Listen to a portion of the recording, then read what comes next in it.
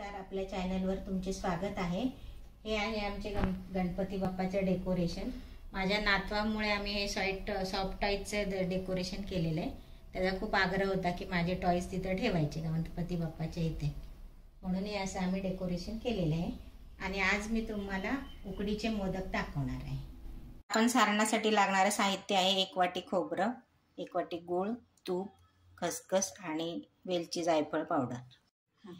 आता ह्याला कोणी कोणी साखर पण वापरतं, पण गुळाने टेस्ट छान येते। आणि ह्या सारणामध्ये आपण 2-3 प्रकारचे मोदक करू शकतो।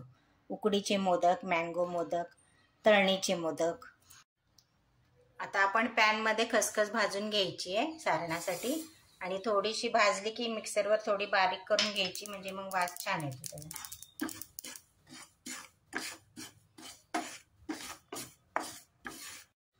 आता ही खसखस आपली भाजून झाली आहे। आता मिक्सर मधून थोडेसे फिरवून घेऊया। खसखस वाटून झालेली आहे। आता आपण सारण बनवून घेऊया। त्याच्यासाठी मी थोडंसं तूप टाकते।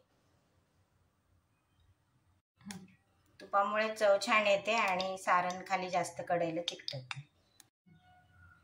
हे ओलं खोबरं नेहमी वेळेवर खवणून घ्यायचं, त्यामुळे असं चव चांगला पांढरा शुभ्र निघतो।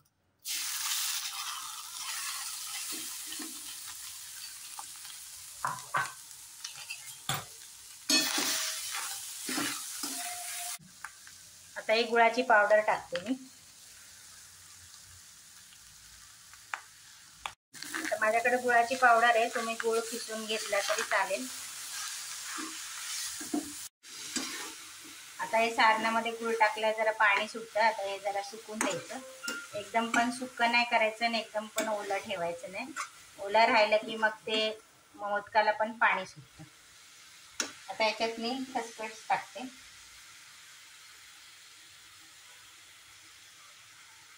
वेलची पावडर आणि जायफळ पावडर।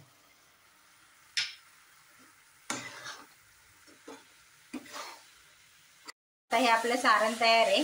जास्त सुक्कं पण नाही आणि जास्त ओलं पण नाही, असं सुटसुटीत झालं चांगलं। आता मोदकासाठी लागणारी उकड बनवून घेऊया। 1 वाटी पाणी घेतले। आता हे पाणी आपल्याला उकळवून घ्यायचं। याच्यात थोडंसं तूप टाकायचं।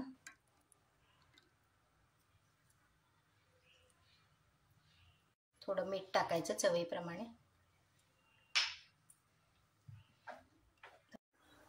आता हे पाणी चांगलं उकळलंय, त्याच्यात आपण तांदळाचं पीठ टाकूया।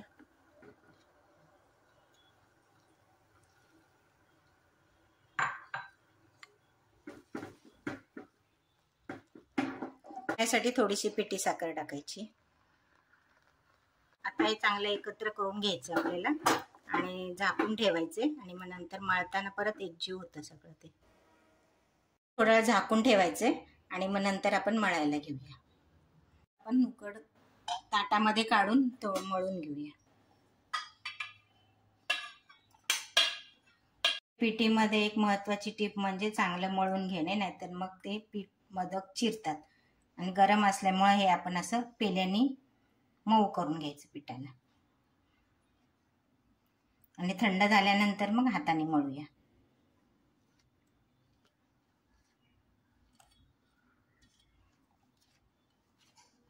हाताने चांगलं मळून घेऊया आपण पीठ। आणि हे उकडीचे मोदक आहेत ना, ते जास्त मुंबईला करतात आगरी लोक वगैरे।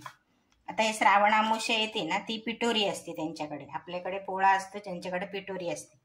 तर पिठोरीला जवळजवळ 100-200 माणसं जेवायला असतात, तर तेवढ्यांना मोदक करायला लागतात। ते मग मी खाली जायची त्यांच्याकडे, तेव्हा हे मी शिकले मोदक। तरी पण असं पाकळ्या वगैरे एवढे त्यांच्यासारखे नाही जमत, पण तरी पण मी प्रयत्न करते।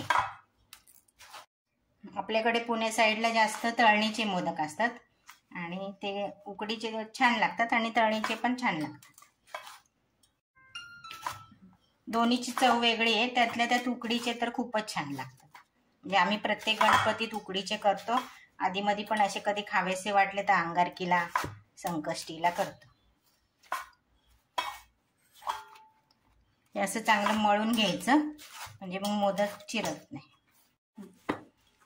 पीठ जर कोरडं वाटलं तुम्हाला तर जराशी कोमट पाण्याचा हात लावायचा, थंड पाणी नाही लावायचं, नाही तर थंड पाण्याने मोदक चिरतात।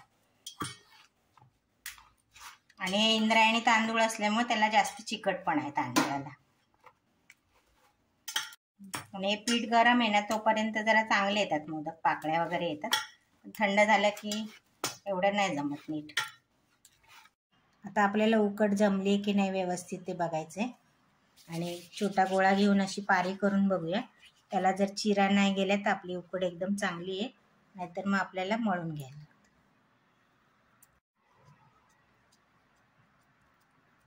हे बघा, ह्याला आता काही चीर पडत नाही, म्हणजे ही आपली उकड चांगली जमली आणि पीठ पण चांगलं मळलं गेलेलं. आता आपण मोदक करायला घेऊया. हाताला थोडंसं तेल घ्यायचं, म्हणजे मग आपल्या हाताला चिकटत नाही पीठ. आणि अशी पारी करायची.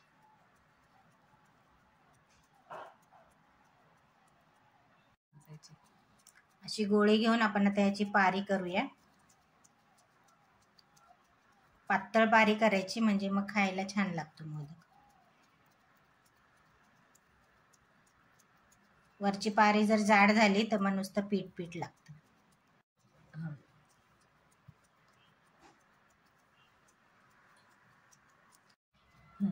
आता आपल्याला कधी कधी पाकळ्या जमत नाहीत ना, आपण कधी जास्त करत नाही म्हणून. तरी बाजारात असे साचे भेटतात, तर या साच्याने सुद्धा छान होतात मोदक. ते पण तुम्हाला मी करून दाखवते. आता याच्यात मी सारण भरते आणि मग नंतर त्याच्या पाकळ्या करते. कोण कोण सारण भरायच्या आधी पाकळ्या करतं, कोण कोण सारण भरल्यानंतर करतं. तर मला काही जास्त पाकळ्यांच्या नाही आहेत, पण मी जेवढ्या येतात तेवढं ट्राय करते.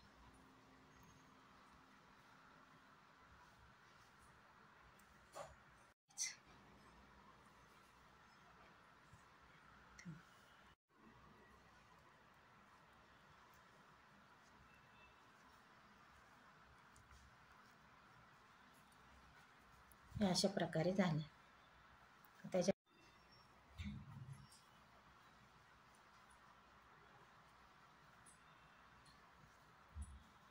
आता कुठेही चीर पडलेली नाही, काय नाही, आणि छान मोदक झाले. साच्याला तेल लावून घेऊया.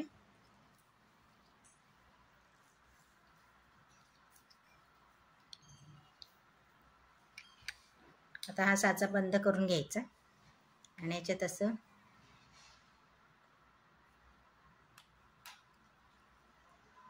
पीठ टाकूया. ह्याला असं असं दाबून दाबून कडेला सारण असं पूर्ण दाबायचं कडेने. आता हे आपण असं दाबत दाबत पीठ वरती आणले आणि त्याचंच परत हे झाकण तयार होईल. आणि जर तसं नाही झालं, म्हणजे हे वरती पीठ जर नाही आलं, छोटी गोळी असेल, तर आपण त्याला वरून असं दुसरं परत लावू शकतो पीठ. आता याच्यात सारण भरूया.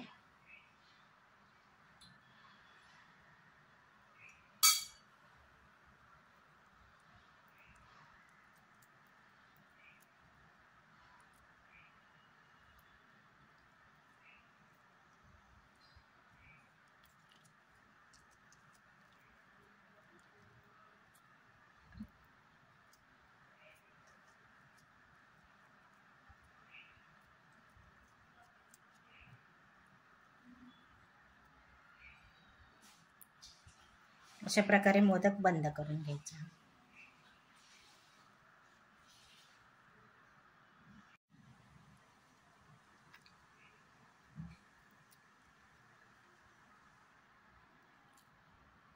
असं तयार झालं.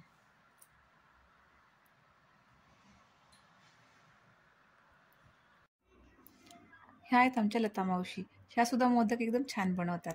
आमच्यासोबत त्यांनी सुद्धा छान मोदक बनवले.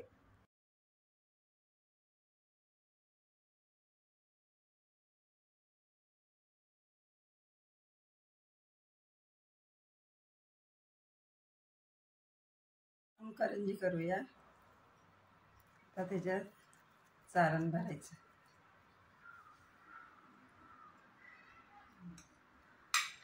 असं सारण भरलं का मग असं करायचं.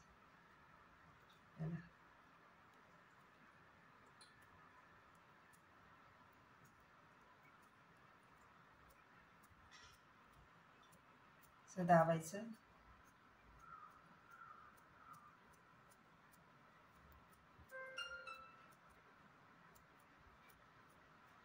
असं दाबल्यावरती असं असं मोडपायचं, जरा ब्रेड करायची.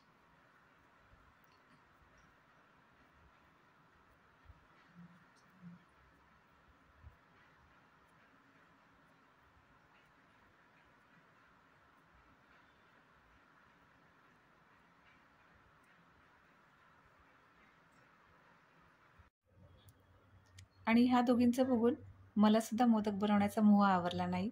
दरवेळेस मी ट्राय करते, पण एवढ्या व्यवस्थित जमत नाही. ह्यावेळेस कसं बसं ट्राय करून शेवटी मी मोदक बनवला आणि चांगला जमला.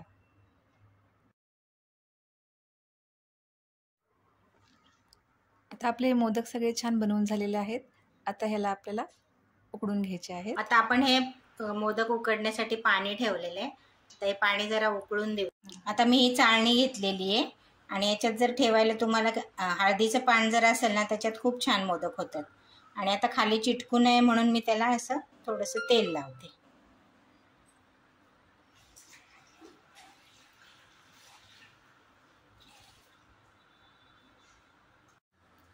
पाणी आता चांगलं गरम झालंय. आता हे तेल लावलेले जे मोदक आहेत चाळणीतले, ते आपण ह्याच्यावर चाळणी ठेवू.